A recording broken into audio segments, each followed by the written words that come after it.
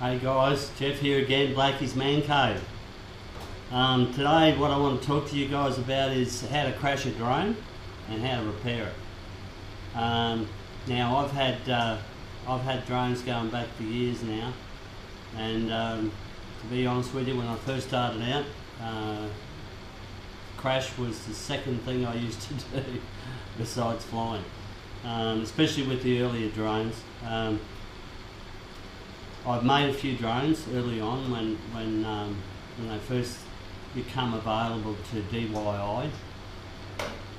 We did that through 3DR robotics and buying bits and pieces from China and all the rest of it. Then I ended up with the P2, and I ended up with a couple of them.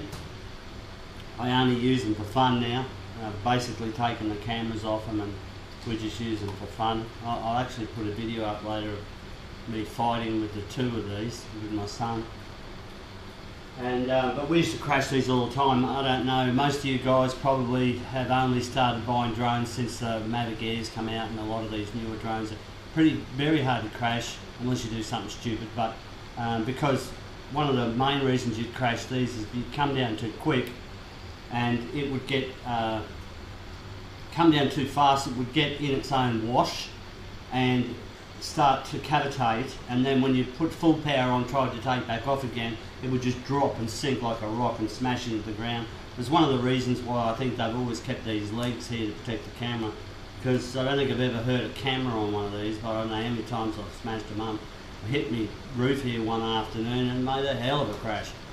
Bits and pieces flew everywhere all over the yard, and I could have sworn the drone was finished, but all it was the camera came off those little plastic things. We put it all back together again, fixed a couple of broken props. I don't know how many times I've crashed this and it's still flying. In that video I'll show you later, I crashed this and its mate on the cement outside about a dozen times each, and they both still fly. They're not perfect anymore, the motors aren't perfect, but they still both fly fine. What I want to talk to you about today mainly is about how to crash a drone. Especially these days. Now, most of the reasons why I've crashed drones lately, and believe me, I haven't crashed a drone for over a year, because once you get a bit of experience under your belt, especially with some of these more expensive drones, the last thing you want to do is crash them because they're worth thousands. Having said that, you get a bit blasé when you start getting a lot of hours under your belt, and I find one of the quickest ways to crash a drone is to actually rush. And the first time I crashed this Inspire 1 was because I rushed. I had some people here and was showing off basically. What happened was, and I mentioned this in a previous video, it was my fault. It's ultimately always the pilot's fault, because the pilot should check everything. It's not up to anybody else, and really you shouldn't let anyone touch your drone before you fly it. What happened was my son came in here, he was showing someone the drone, he slipped the propellers on, sat them on, and I just had the screw-on props then, I didn't have the lock guards on them, and he put 3 on properly, and the other one he just sat on. And I took the drone, whacked it out in the backyard, took off really quickly, didn't check anything, and when it flew, it got up about 12 feet, and then the prop flew off. I don't even think I got video of it.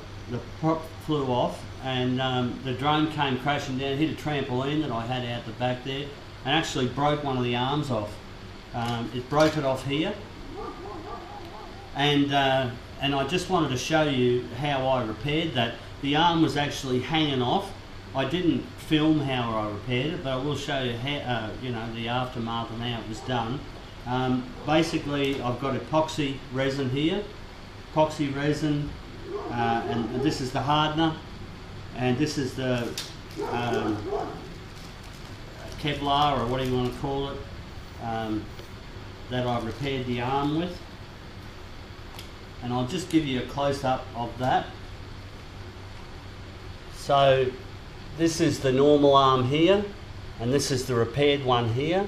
So I think I've done a pretty good job of it. The drone flies beautifully now with that repair. If you look at it carefully, you'll see that it's a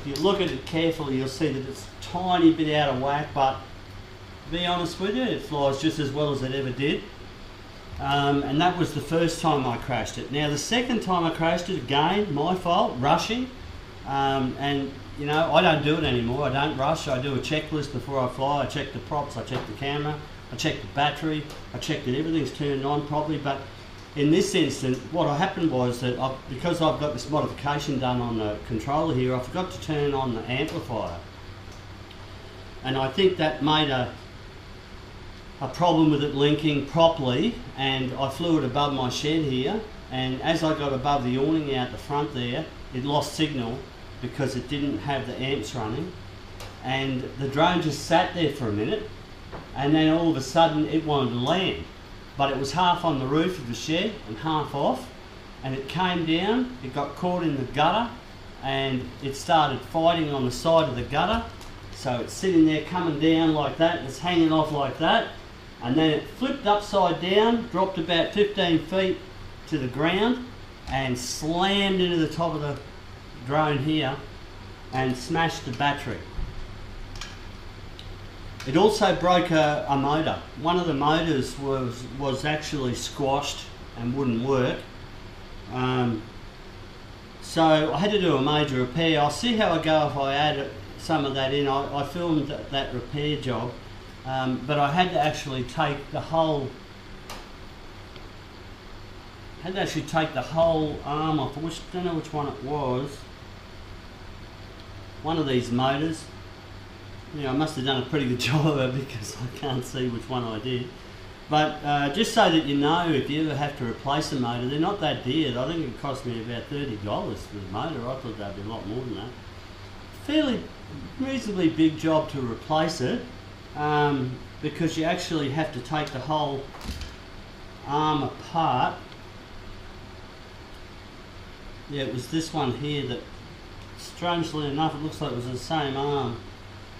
It was the motor on the same arm that I broke. So I had to take all this off, all that off, and inside there is a speed controller and a motor. Now, when you're buying these motors, I actually bought two. I bought right hand and left hand.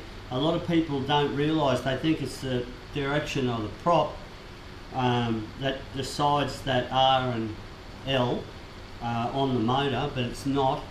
What it is when you're threading the prop on.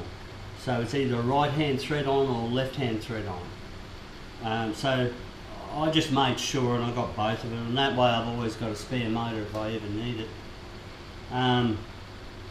So anyway, that was what I wanted to say, but really ultimately how to stop crashing your drone is to do your proper checklist. Don't rush.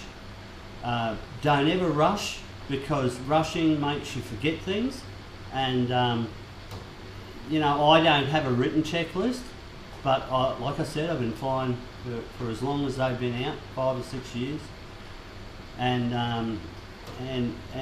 so I remember what to check now. And I haven't crashed in a long time, but it's, you know, for a new pilot, I would always recommend to do a proper checklist. Check your props, check your camera, check your got a proper link between your drone and your remote. Make sure your app's working properly. Make sure in your app you've changed things like go home. For instance, if you're flying underneath a bridge, you want to make sure that your go home is set to hover, not to go home if you lose signal, because it just goes straight up and hit the bridge. So, and also if you're flying inside, make sure it's set to hover if you lose control. Otherwise, and I've never had it happen, but I've nearly had it happen. When I was flying out at a canyon, I lost control and it wanted to go home underneath a tree. And I actually grabbed the drone by my hands and dragged it down and shut it off with my left hand.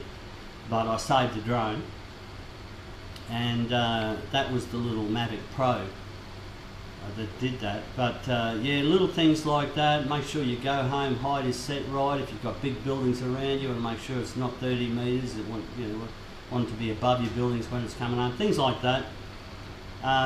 So do all your proper checks before you fly. Take your time, and you'll enjoy flying. But having said that, it's always good to crash a drone, because you learn. and I don't think people ever learn properly unless you make mistakes yourself. So don't be afraid to take a few risks, but obviously not on the more expensive drones. Try and do it on your cheaper drones. That's about all I wanted to say today, guys. I just wanted to show you that I've had a few crashes and I've repaired them. So you can repair these arms here with Kevlar and with epoxy resin and hardener, and you can also replace motors yourself. Don't be afraid to solder. Just try and fix it, because really that if you're going to send it in, they're going to charge you hundreds and hundreds of dollars, and they're going to do exactly the same as what you do, and they'll probably make mistakes the same as you might make. It's just that when it gets back, you know, you're going to have to find out what mistakes they've made. I prefer to fix things myself. But anyway, guys, I just thought I'd bring that up about crashing and repairing drones. So thanks very much. Please like and subscribe to Blacky's Man Cave. Thanks, guys. Cheers. Righto. So what we've done... Midway progress report. What we've done is we've taken the old motor out. So hang on. Just to show you where we're at, because there was a bit of...